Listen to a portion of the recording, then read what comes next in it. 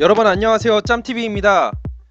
아까 전 영상에서 말했던 것처럼 이번 프로토 7회 승부 예측을 좀 진행해 보려고 하는데, 제가 원래 생각했던 그 프로토 7회 승부 예측 컨셉은 이 4경기를 제가 다 봤어요. 다 보고 나서 다 맞췄어요. 그래가지고 내가 이 4경기를 다 맞췄으니까 남은 6경기 중에서 3경기를 골라서 내가 미리 찍어둔 그 승부 예측에 맞춰서 어그로로 짜맞춰서 승부 예측 이론을 진행해 보는 컨셉으로 영상을 찍어보려고 했었어요. 근데 아라메이트가 90분 후반전까지 다 끝난 상태에서 2대2로 비겼죠.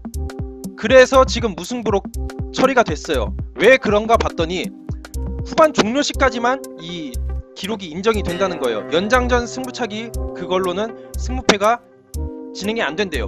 그래서 제 컨셉은 날라갔어요. 그렇기 때문에 이번에는 이 6경기 중에서 이미 끝난 한국 카타르 경기 빼고 남은 4경기 중에서 3경기, 그리고 베트남 대 일본 경기 총 4경기의 승부 예측을 진행해 보려고 합니다. 베트남은 일단 공격은 해볼만 해요.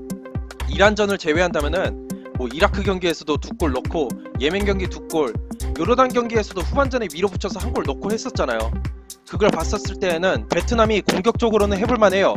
대신 전반전에 밀어붙여야 돼요. 전반전부터 밀어붙여서 골을 넣은 상태에서 시작을 해야 그래도 좀 일본을 제압할 가능성이 있고, 만약에 뒤진 상태에서 시작을 한다면은 심리적으로 밀린다는 느낌이 들기 때문에 요르단 전과는 다르게 일본 경기에서는 좀 밀릴 수밖에 없을 것 같아요, 제가 봤을 때. 그리고 일본 같은 경우에는 상대적으로 우위에 있는 전력이에요. 확실히 사우디전을 봤었을 때에는 사우디를 상대로 이른 시간에 선제골을 넣고 난 이후에는 정말 잘 요리를 했어요, 수비적으로. 그렇기 때문에 베트남 경기에서도 전반전에 베트남의 공세를 어떻게 막느냐, 베트남이 아마 전반전에 좀 기선제압을 하려고 달려들 거기 때문에 전반전에 어떻게 수비를 하느냐가 좀 관건이 될 것 같아요.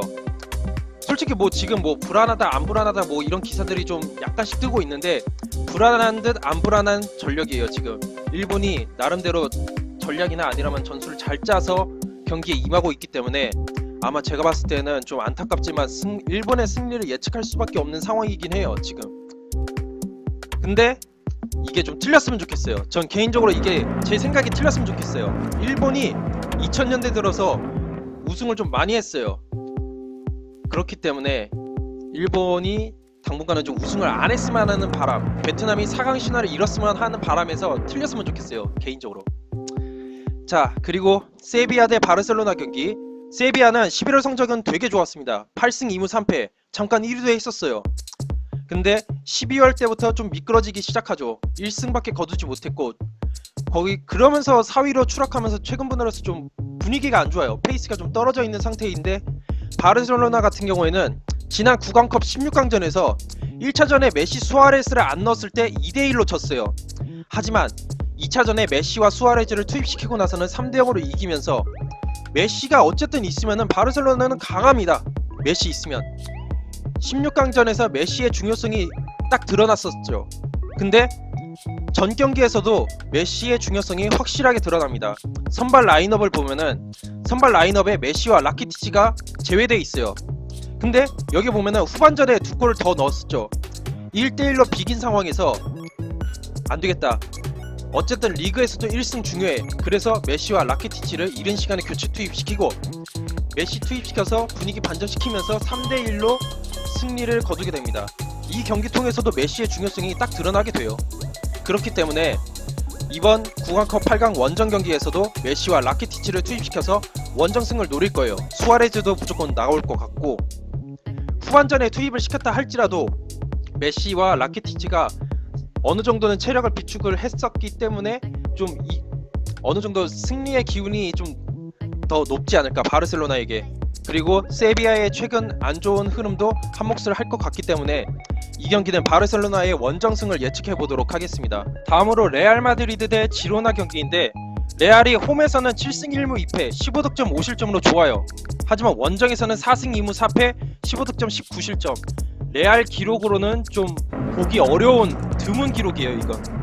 어쨌든 이번 경기는 홈에서 열리기 때문에 레알이 아무래도 좀 유리한 점이 있죠, 이게.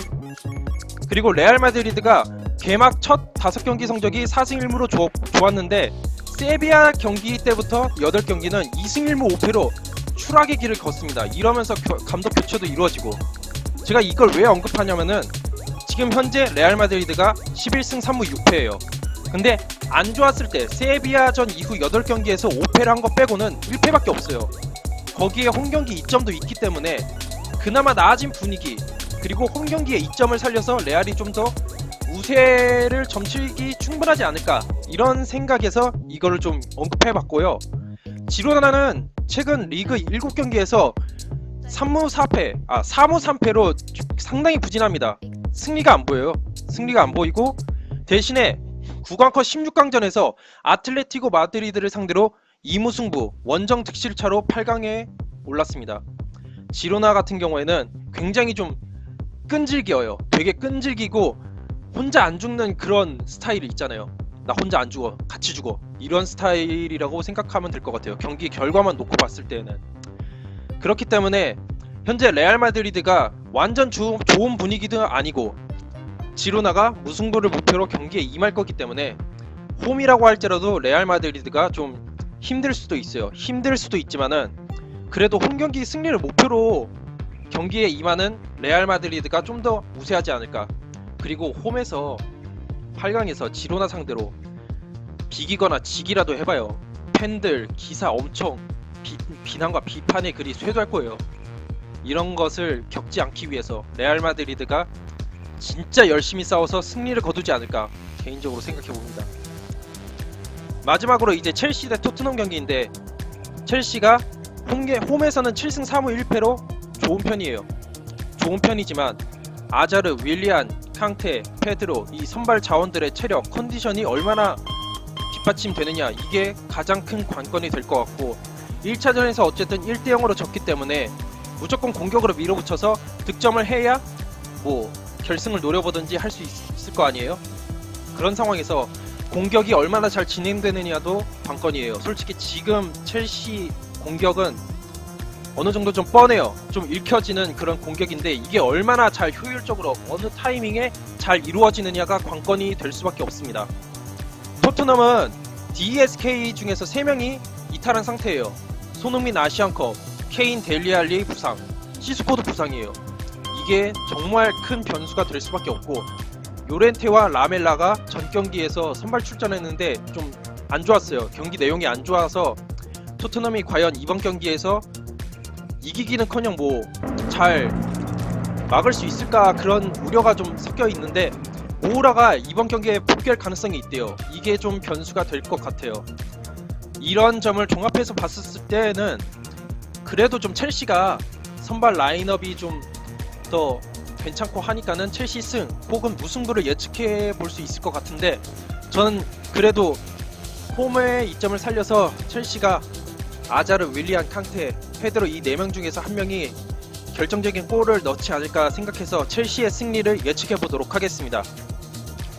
자, 승부 예측을 요약하자면은 베트남 일본 경기는 일본의 승, 세비야 대 바르셀로나 경기는 바르셀로나 승, 레알 마드리드 대 지로나 경기는 레알 마드리드 승, 첼시 대 토트넘 경기는 첼시 승리를 예측해 봤습니다.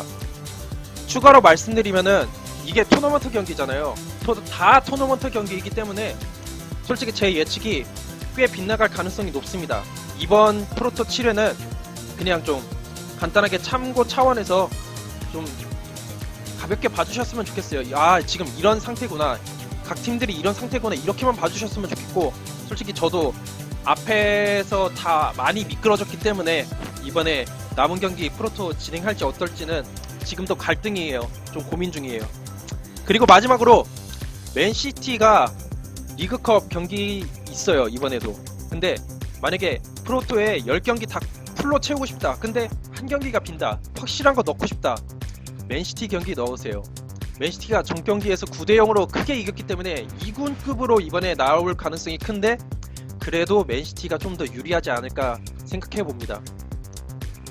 이렇게 해서 프로토 7회 승부 예측 영상 마무리해보도록 하겠고요. 영상이 괜찮다고 생각하시는 분들은 구독과 좋아요를 눌러주시길 바라겠습니다. 감사합니다.